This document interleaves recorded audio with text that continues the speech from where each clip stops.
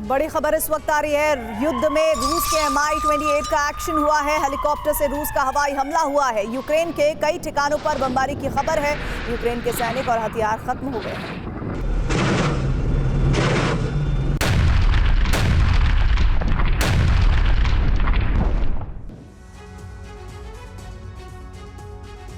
रूस को क्रीमिया में बड़ा झटका लगा है। यूक्रेन डिफेंस ने रूस के सबसे शक्तिशाली मिसाइल डिफेंस सिस्टम को ध्वस्त करने का चौंकाने वाला दावा किया है। यूक्रेन ने अमेरिका की मिसाइलों से अभेद्य और अचूक माने जाने वाले रूस के सबसे आधुनिक S-500 मिसाइल डिफेंस सिस्टम के पूरे बेस कॉम्प्लेक्स को तबाह कर दिया है। लेकिन इसके बाद पूरा ब्लैक सी परमाणु जंग का अखाड़ा बन गया है।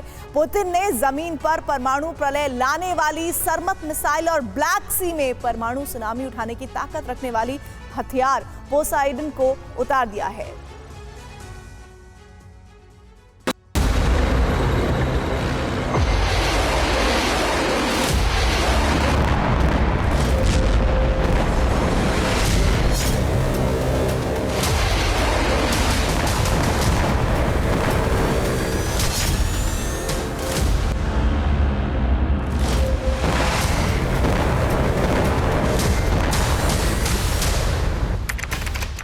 अट्ठाईस जून की दोपहर यूक्रेन का समर्थन करने वाले टेलीग्राम चैनल्स, एक्स अकाउंट्स और epost.com पर अचानक ऐसी पोस्ट दिखाई देने लगी। दावा किया गया कि क्रीमिया में तैनात रूस के S-500 एंटी मिसाइल कॉम्प्लेक्स पर यूक्रेन ने क्लस्टर म्यूनिशन से भारी अटैकम्स मिसाइलों से जबरदस्त हमला किया है।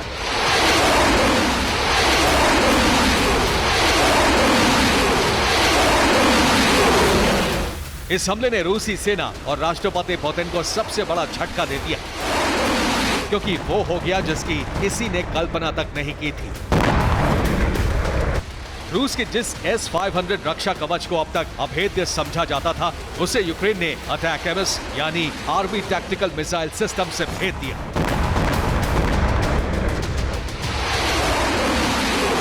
यूक्रेन के मिसाइल हमले ने पुतिन के सबसे भरोसेमंद डिफेंस सिस्टम को ही ध्वस्त नहीं किया, बल्कि क्रीमिया में S-500 के लिए बनाया गया पूरा का पूरा कॉम्प्लेक्स ही तबाह कर दिया। यूक्रेन की न्यूज एजेंसी UNN ने एक सैटेलाइट इमेज के साथ इस घटना की रिपोर्ट लिखी है। दावा किया है कि यह सैटेलाइट तस्वीर क्रीमिया के ज़ानकोई एयरफील्ड में बने रूस के S-500 एंटी मिसाइल कॉम्प्लेक्स की है। दावा यह किया गया है कि यूक्रेन के सबसे नए अटैकम्स मिसाइल अटैक के बाद पूरे कॉम्प्लेक्स में आग लग गई और वहां तैनात S-500 भस्म हो गए।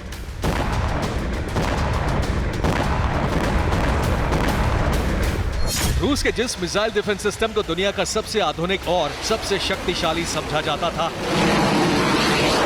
जिसके बारे में दावा यह था कि उसकी नजर से आसमान में उड़ती दुश्मन की कोई मिसाइल बच नहीं सकती,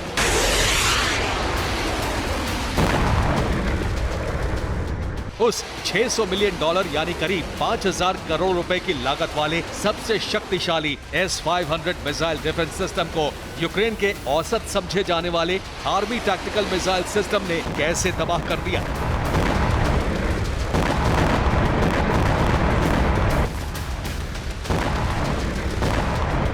S-500 जैसा दुनिया का सबसे आधुनिक मिसाइल डिफेंस सिस्टम यूक्रेन की ATACMS मिसाइलों का पता कैसे नहीं लगा पाया।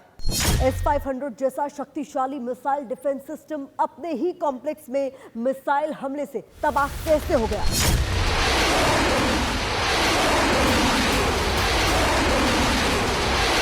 ये सवाल इस हमले के पीछे बहुत बड़ी साजिश होने की ओर इशारा कर रहा है, क्योंकि S-500 को रूसी सेना प्रोमेथस और गॉड ऑफ फायर कहती है। इस सिस्टम की रेंज 600 किलोमीटर तक है। S-500 सिस्टम 800 किलोमीटर की दूरी से ही लक्ष्यों की पहचान कर लेता है। S-500 सिस्टम एक साथ 10 सुपरसोनिक मिसाइलों से एक के बाद एक निशाना लगाने में सक्षम है। ये एयर डिफेंस सिस्टम हाइपरसोनिक या मैक 10 की स्पीड से उड़ रही मिसाइलों को भी मार गिराने में सक्षम है। S-500 इतना शक्तिशाली है कि वो दुश्मन की किसी भी तरह की मिसाइलों, स्पेसक्राफ्ट और अंतरिक्ष में निचली कक्षा में चक्कर काट रहे हथियारों को भी तबाह करने में सक्षम है।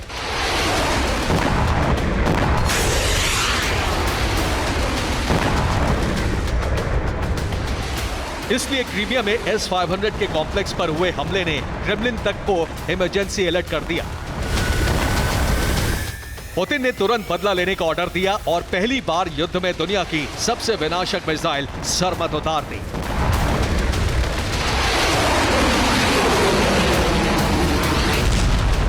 S-500 के ध्वस्त होने के बाद ब्लैक सी में परमाणु आग भड़क सकती है। ब्लैक सी में रूस और अमेरिका के बीच परमाणु भिड़ंत हो सकती है, क्योंकि युद्ध में एक तरफ दुनिया की सबसे विनाशकारी परमाणु मिसाइल सरमत की एंट्री हो गई है,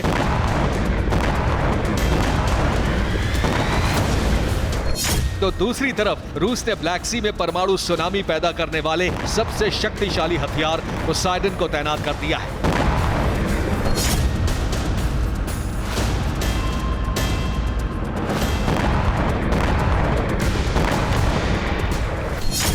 पोसाइडन परमाणु ऊर्जा से चलने वाला टॉर्पीडो है। पोसाइडन में 100 मेगाटन की क्षमता वाला न्यूक्लियर वॉरहेड लगा है। 6 फीट व्यास वाले पोसाइडन टॉर्पीडो को अंडर वाटर ड्रोन की तरह ऑपरेट किया जा सकता है। पोसाइडन 150 किलोमीटर प्रति घंटे की रफ्तार से आगे बढ़ सकता है। पोसाइडन दुश्मन के ठिकाने पर हमले के साथ ही 1640 फीट ऊंची सुनामी पैदा कर सकता है। पोसाइडन समंदर के 1 किलोमीटर नीचे जाकर हमला करता है। दुनिया का कोई भी टॉर्पीडो इतनी गहराई तक नहीं जा सकता।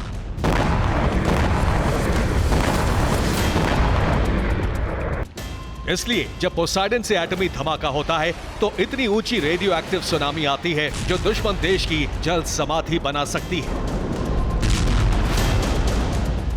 लेकिन पुतिन ने S-500 का बदला लेने के लिए सरमत और पोसाइडन को ही तैनात नहीं किया है। रूस ने ब्लैक सी में कई नई सी माइंस लगा दी हैं। ब्लैक सी में जगह जगह फ्लोटिंग डिटेक्टर भी लगाए जा रहे हैं।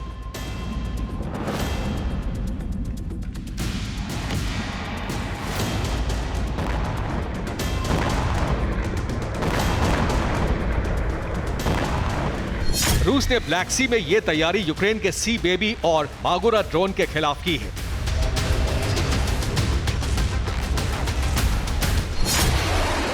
रूस की सेना को इनपुट मिला है कि S-500 अमेरिका के ड्रोन के सटीक इनपुट की वजह से ध्वस्त हुआ है।